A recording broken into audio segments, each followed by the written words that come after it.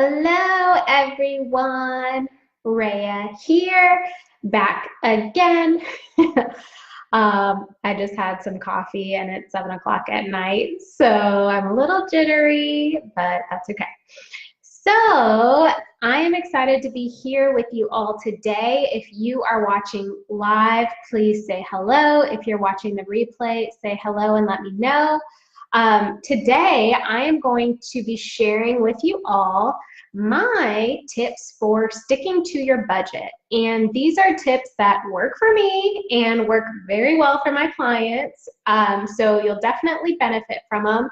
And I'm sharing this in honor of the free training session that I'm hosting called Breaking Through Your Budgeting Barriers. And I've linked to it in the description of this video, so you can go register for that.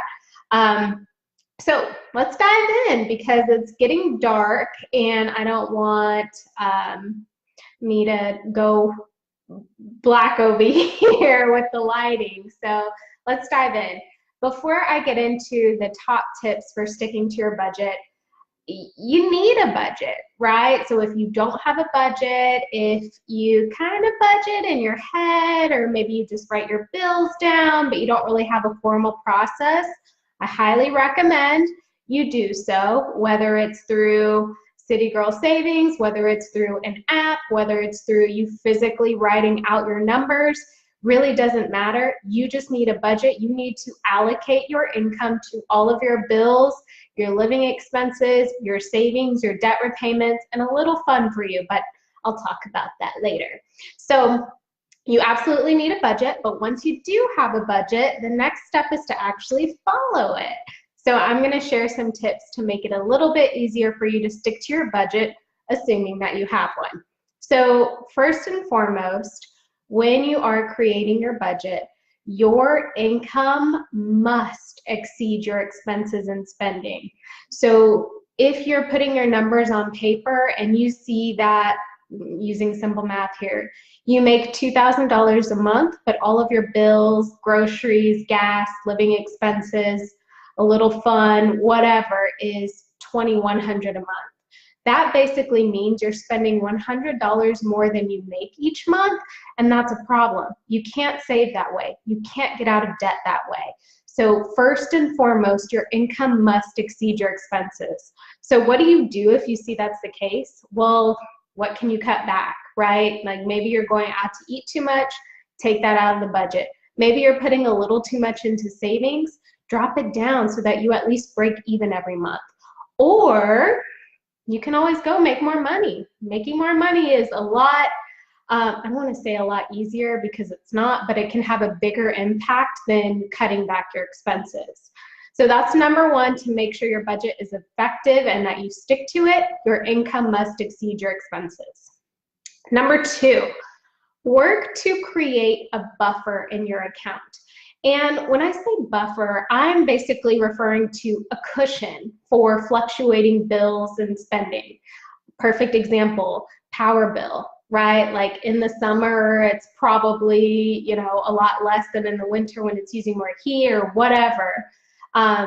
If you have a buffer in your account, you can account for those fluctuations and make life a little bit easier for you and make sure that things aren't so tight. So one thing I want to stress here too is not everybody's buffer looks the same.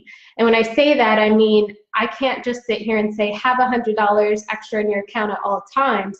$100 may be too much for you. It may be too little for you. So you got to find what's comfortable for you in your situation. And that's just going to be trial and error. You're just going to have to see like the bare minimum that your checking account gets. And then, what would be a comfortable number so that if you knew money wasn't coming in for a couple days, you would be comfortable with it. Hey, Amanda, thanks for joining. So definitely work to create a buffer in your account.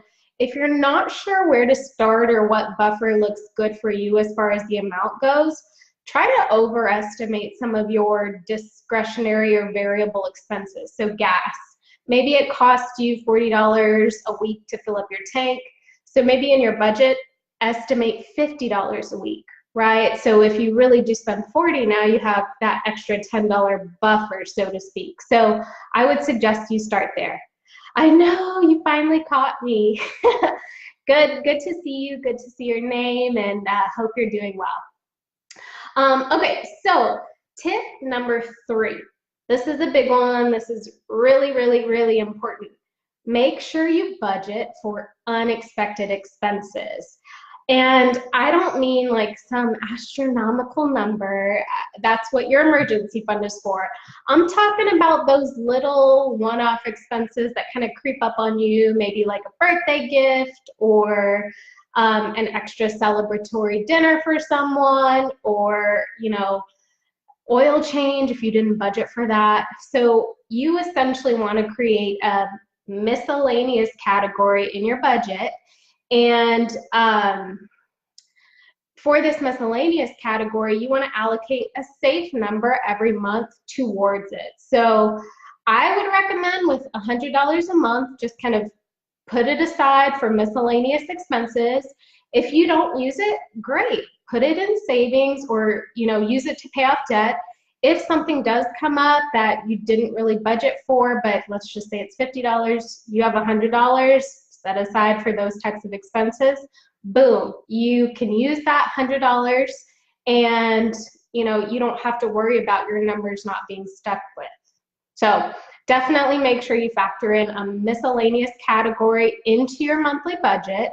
And, you know, this is going to help you for those one-off, small but annoying expenses. Hi, Desiree. Yay! I'm happy to hear you are back on track with the budget I created for you. Of course, I believe in you. I believe in all of us, because I know if I can master budgeting, anyone can. If you guys don't know my story, definitely go to the City Girl Savings website and look it up. Pretty embarrassing, but hey, here we are. Okay, next tip. Make sure you budget for fun.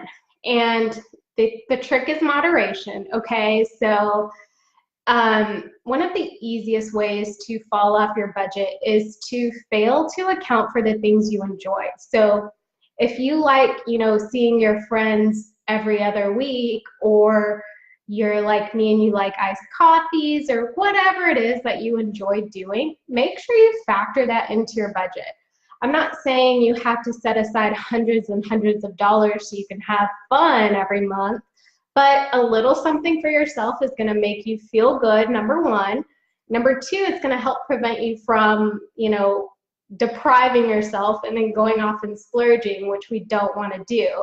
And it also makes sure, you know, you take care of yourself, because life is too short to be too strict with the budget. So I would start by factoring $25 a week, setting that aside just for you. $25 a week, that's $100 a month. If you don't use it all, fine. If you do, good. Don't feel bad about it, because you have those funds allocated towards things you like to do. Now, this should only apply if your income exceeds your expenses and spending. So you can't budget for fun, but you're in the negative every month, unfortunately. So, you know, and if you're dead set on building up a savings or paying off your debt, and you don't want to budget for fun, just do it a little bit. And if you don't use it, it's perfectly fine. But, you know, you don't want to feel like you're working so hard for something and you can't do anything for yourself. So budgeting a little bit of fun can make it a lot better for you to continue working hard and seeing those results. All right, last tip for you all for sticking to your budget: use cash for discretionary spending. So if you are giving yourself 25 bucks a week to spend on whatever you like, make sure you pull it in cash. And I say that because it's so easy to just swipe your card, and before you know it, you spent $50 instead of 25. But if you have cash, you actually have like a physical limit, right? So if you know, buy something that's 20 bucks and you still have 3 days left in the week, well, the cash is going to show you only have $5, right? So you got to make that $5 last for, you know, the rest of the week until you can re-up. So cash is a great way to limit yourself and actually like take the hard work out of it, because whatever cash you have is what you have to spend. Once the cash is done, until next payday comes around, you're done with your discretionary spending. So those are my top tips for you all for sticking to your budget. These tips help me, they help my clients, and hey, you can't go wrong with these. So I have linked to the Breaking Through Your Budgeting Barriers training session in the description of this video, so definitely check it out. It's going to help you work through your potential mindset issues if you have a fear around budgeting or budgeting hasn't really worked for you. I'm also going to walk you through what your budget needs to be successful, so definitely check that out if you want to learn more about budgeting. It is getting dark and the slide is getting bright, so I'm going to go. Thank you all for joining in, and I will see you all in the group or see you next week. Bye, everyone.